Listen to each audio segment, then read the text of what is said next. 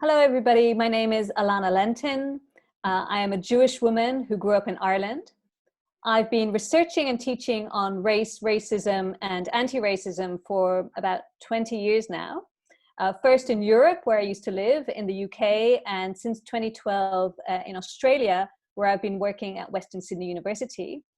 I came to academic work through anti-racist activism, and I guess I'm most concerned by how we can develop a better understanding of how race works in order to fight against racism.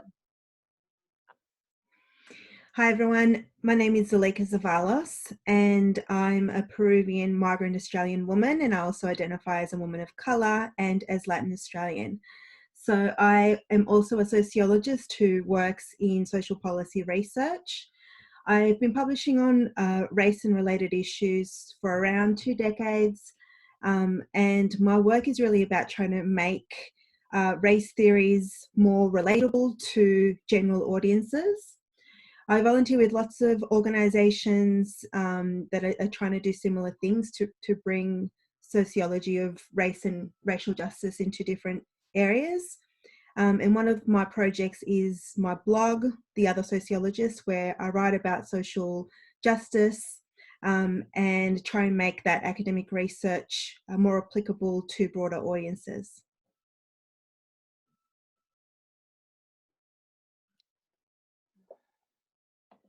So as co-hosts of this video series, we'd like to start off by acknowledging that we live and work on the lands of, in my case, the Gadigal people, and in Zuleika's case, of the Wangal peoples of the Eora Nation. These are unceded sovereign lands that were wrested from their original owners by a colonizing force that also instituted a race-based system of exploitation, domination, and differentiation. In creating this space for sharing knowledge about how race continues to shape the conditions for life on this continent, we are building on the thought of Aboriginal and Torres Strait Islander peoples who have been making sense of and struggling against racism for over 2 centuries.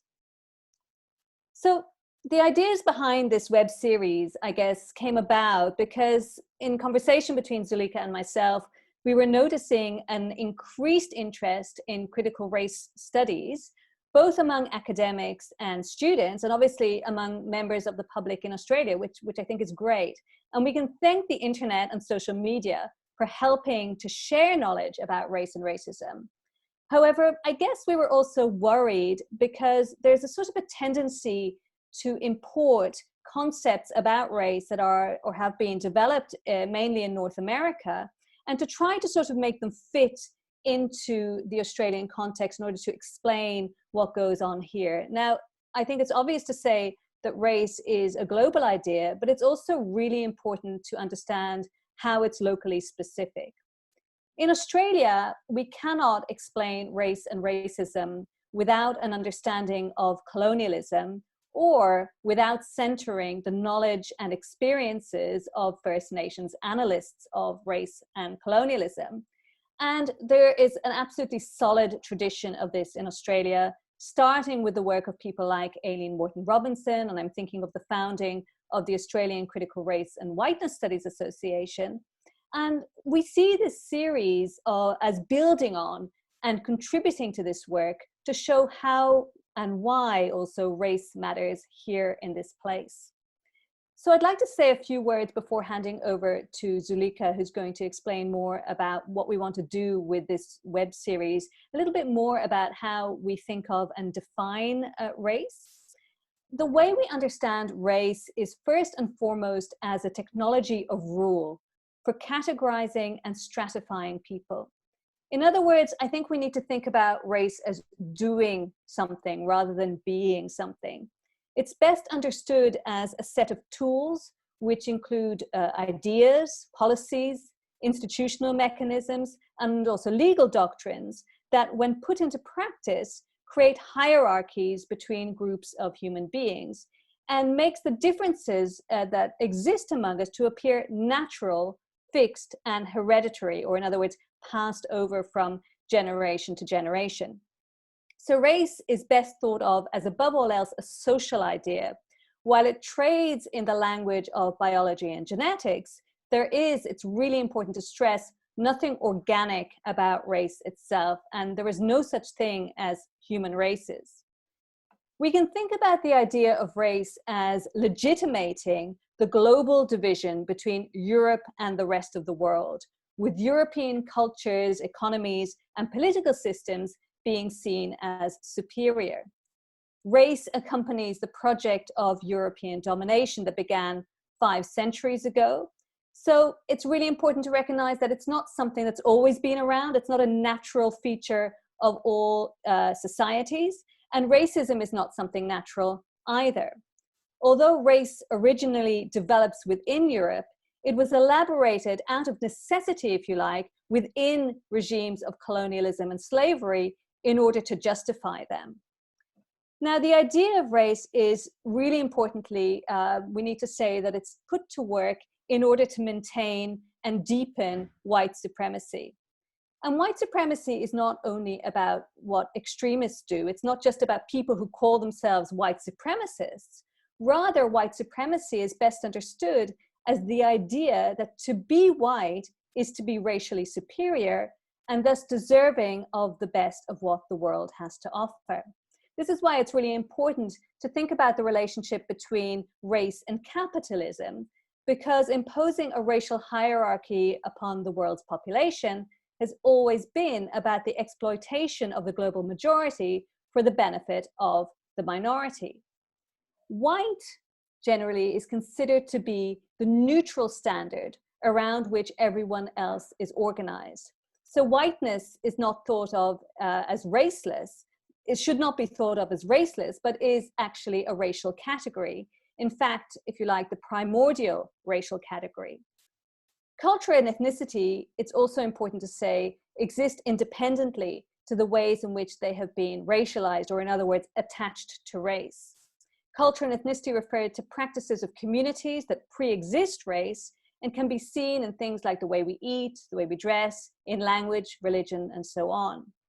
People, of course, can face racism on the basis of belonging to an ethnic group, and stereotypes about those who are not members of the dominant culture, which in Australia are Anglo-Australians, are a large part of how people experience racism. But it's important to understand that race is not the same as identity. Race can produce identities, but these are not the same things.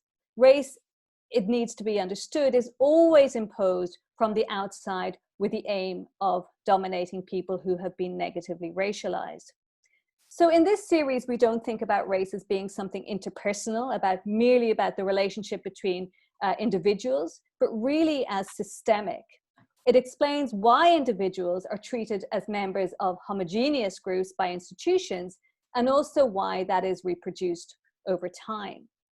Race, to end, is a slippery and unstable object. It shape shifts and it constantly adapts to the context in which it is working. That is why race cannot be studied as if it were only a historical thing, but really needs to be understood as a dynamic set of ideas and practices. We believe that better racial literacy is necessary in Australia.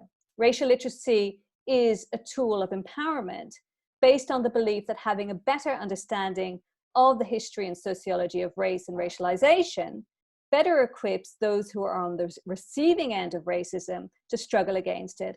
And we hope that this series can make a contribution to that. Thanks, Alana. So building on that, as Alana has shown that race really is manifested across every facet of social life. Institutions, though, in Australia and elsewhere don't really engage with the significant scholarship of race scholars and practitioners who are trying to apply those theories and concepts and methods in their working policy and in other areas. So our series is going to initially focus our first 7 episodes, including this one, on the coronavirus COVID-19 pandemic. So we're using this as a case study because it's a live issue that we're all living through, and it's a really good way of showing how race comes up again and again in different facets of how the pandemic is being managed by state forces and how it's been understood through the media and through other social institutions. So race is important to the COVID-19 pandemic for several reasons. Firstly, it's in the narratives that are used to describe the social and health aspects of the pandemic. In the daily press conferences by politicians, police, and other officials, we often hear the phrase, "we're in this together." In a sense, this is true. The pandemic is pervasive. It's touched every facet of social life. No industry has remained unchanged. Even if we don't know someone who's personally been impacted by the infection, our daily lives have been reconfigured from being told to work from home wherever that's possible, to there being limits on what we can buy in supermarkets, and being encouraged or mandated to wear masks in public. At the same time, race dynamics mean that not everybody is in this together in the same way. At the start of the pandemic, from February to April, it was mostly white, middle class and affluent people who were initially infected as they returned from overseas travel. These people didn't have to were encouraged but did not always follow quarantine, and so the infection spread. This was happening in Anglo-majority white suburbs, middle-class suburbs, affluent suburbs that didn't have specific lockdowns due to race or geography. But at the beginning of July in Victoria, 12 multicultural suburbs were put into further restrictions that didn't apply in other places. These suburbs are working class and have a high proportion of migrant and refugee populations. So unlike the first period where white people were trusted to stay home and visit a doctor and seek testing where they felt symptoms, instead in these 12 suburbs, the police were sent in, and then later the military, to do door knocking and to set up more obvious testing sites in these mostly migrant majority suburbs. So that's an example of how race is being used differently for different racial groups. In another example, many media commentators keep using the phrase that COVID-19 is the great equalizer. It's meant to suggest that the virus doesn't discriminate and that anyone can get sick. The latter part of that is true because everyone can easily get infected if they're exposed to somebody who's sick. However, the idea that we're all at risk is false on several ways. So firstly, it is mostly disadvantaged and vulnerable people who are at most risk of dying from the disease. In Australia, that means Aboriginal people living in remote communities, as well as Aboriginal people over the age of 50, as well as other older people and people who, in particular in more recent times, older people living in aged care homes. And also there are people who have disabilities and immunity issues who are also more at risk. So communities that are already disadvantaged due to race, disability, and other factors. Secondly, the impact on who gets infected is not equal. During the first wave, as I mentioned, it was mostly white overseas travellers. However, in the second wave, the state of Victoria, we're seeing that it's mostly affecting essential workers. So people who work in healthcare, in aged care, people in insecure work, people who work in abattoirs, in factories. In other words, it's working class people who are in insecure work, who don't have sick leave, who can't socially isolate easily. And most of these workers are migrants and refugees. Third, we know that the COVID-19 pandemic is being managed through an ideology of race because racial minorities are being treated differently by public health officials and by policing actions. One example of this is the 3,000 residents across the 9 social housing towers in Flemington and North Melbourne. They were given no warning before they were put into detention. These are mostly migrant and refugee people from various African and Asian backgrounds. In the interim report on public housing detention directions, it was found that up to 500 police officers were deployed to keep social housing residents indoors so that health officials could door knock and visit each floor one by one over a 2-week period. Residents were reported that they were hearing a loudspeaker message all day and night telling them to submit to a test if they wanted to be let out. Residents weren't allowed to go outside for fresh air and exercise. However, Victorians have been allowed outdoors to exercise throughout this entire lockdown period. Residents in the social housing towers didn't receive culturally appropriate support from officials. they weren't given religiously appropriate food, they were not given their medicine in a timely manner. In other words, the public response was to deploy police to keep migrants and refugees in lockdown in a way that would not have been done and has not been done for white people, especially in middle class and affluent suburbs. So while the rest of Victoria's been living with much freer restrictions until more recent times, migrants and refugees have been coerced into seeking testing. So currently it is not mandated in Australia to seek testing. Testing is really important. It's one of the major ways in which we're going to address this pandemic. However, it is voluntary for most people, and when some groups are being treated differently and are being put into situations where they cannot refuse to take a test, then we know that this is operating through a race logic. Informed consent is a really important part of public health because many migrants and refugees have been subjected to undue medical testing in the past and in present times without their consent. Being denied appropriate medical care and being denied informed consent is another facet of race and racism. We also know that there's been other aspects during this pandemic that have been racialized. So for example, from March to April, 1/3 of racism complaints to the Human Rights Commission were COVID related. The Asian Australian Alliance ran a survey which received almost 200 responses just in the first 2 weeks. Chinese Australians were being targeted by racist attacks.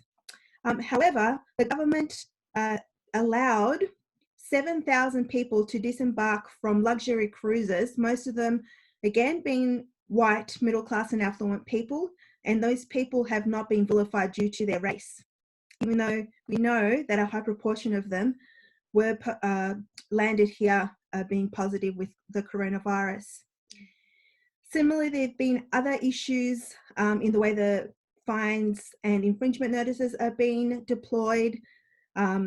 In New South Wales in April, it was mostly been the southwest Sydney region where most of the infringement notices were being given. However, in other suburbs that are Anglo majority places, like Waverley, the Northern Beaches, the Inner West and Randwick, which had the highest proportion of people who were infected, across all of that region, only one person was issued an infringement notice. So again, we're seeing how race plays into the way in which the pandemic is being policed. More recently, we've seen that 3 women of colour have been vilified for travelling interstate without authority. So what they did was wrong. But then again, there have been hundreds of people who have been issued infringement notices and who have been found to have been travelling and not adhering to other social distancing rules. And their names and photos have not ended up on the front pages of major newspapers. So again, we're seeing how this plays into a history of vilifying through the social institution of media, racial minorities, and in particular, African Australian young people who are often seen as criminals, and yet we know that they actually do not commit more crimes than other groups. Similarly, Aboriginal and Torres Strait Islander communities have been policed in very harsh ways. There's been lots of examples in the Northern Territory and far north Queensland where the police have been heavy-handed in the way that they've been managing quarantine, and in other cases where police and officials have not been supporting the quarantine measures implemented by Aboriginal communities. So again, we're seeing how police will use their powers in ways that punish but do not help Aboriginal communities. We saw that again with the Black Lives Matter protests, where the New South Wales Police Commissioner went twice to the High Court to try and stop the protests on the grounds of public health. However, there have been many other protests that have happened without social distancing, which did not receive a heavy-handed police response, and certainly the New South Wales Police Commissioner did not go to the Supreme Court to try and stop any of these protests. So our series is going to cover some of these issues and other related matters over the next 6 episodes. We are inviting Aboriginal and Torres Strait scholars and health practitioners and other people of colour to tell us more about issues like Indigenous sovereignty and responses to COVID-19. So that'll be our next episode.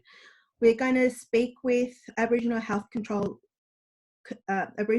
health organisations and hear about their responses to the pandemic, as well as how notions of Indigenous sovereignty apply to the pandemic and how this could be used to positively impact social policy.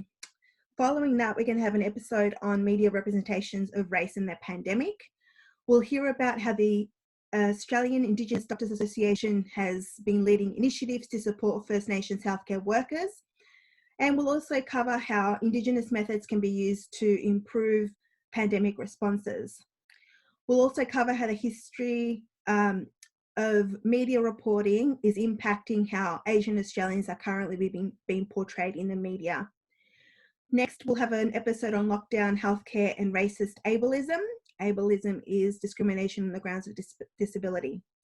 We'll hear about the work of the First Peoples Disability Network, as well as how the concepts of cultural safety and decolonisation can be used to improve responses to disability under lockdown. Next, we'll cover intersectionality and the virus. We'll hear from the National Aboriginal and Torres Strait Islander Health Worker Association to see what resources they've produced to support public health responses. We'll also talk about how we can counter anti-Blackness and how critical race perspectives can help better support women and their children who might be experiencing domestic and family violence in times of social distancing. Then we'll talk about policing the quarantine. We'll speak with the National Aboriginal and Torres Strait Islander Legal Services about patterns of policing throughout the pandemic. We'll also hear from the legal and justice experts who will talk about the state of constitutional rights and data surveillance of racial minorities during the pandemic. And then in our final session, we'll cover the economic and social costs of COVID-19. We'll talk about social policies which are being used to govern public health responses, as well as the function of immigration policies and storytelling during the pandemic. So we look forward to seeing you again next time. You can subscribe to our YouTube channel to get notifications of our next few videos. And until then, please stay safe.